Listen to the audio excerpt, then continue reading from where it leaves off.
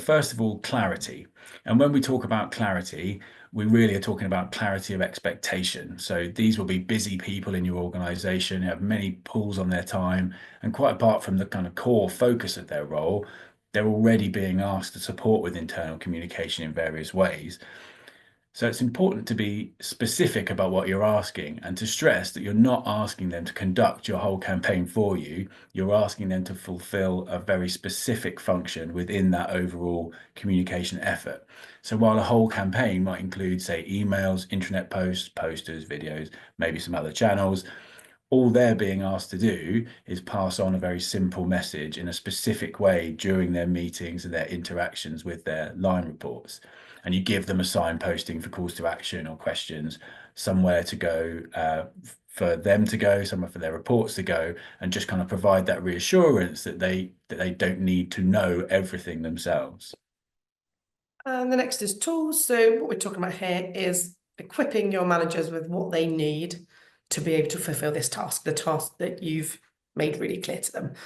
And it's all about providing the information that they need, the resources, and often this is things like a briefing pack, so it outlines key information, key messages.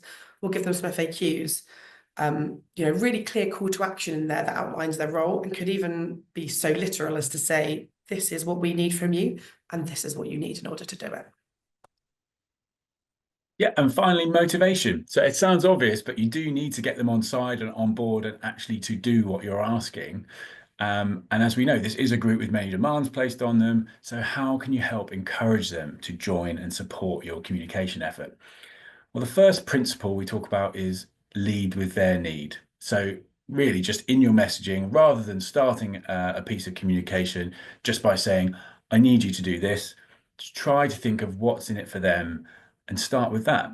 Maybe your managers have their own pressures around absenteeism or employee turnover, in which case, as an example, you might start by saying, we know you want to lead a happy, healthy, stable team that's good for them and it makes your life easier.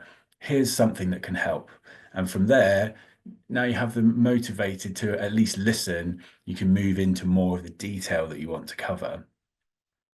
And the other principle under motivation really is just kind of keeping them included as partners in your efforts on an ongoing basis, and particularly, sharing back success around any campaigns. So any campaign targeted at line managers will typically include providing some briefings, some resources at the outset. But what many may forget to include is a follow-up at the end of your campaign, once you know the outcome, to show the impact of their contribution, draw out the positive effect of that on an ongoing basis, and most simply, of course, to say thank you for what they've done for you.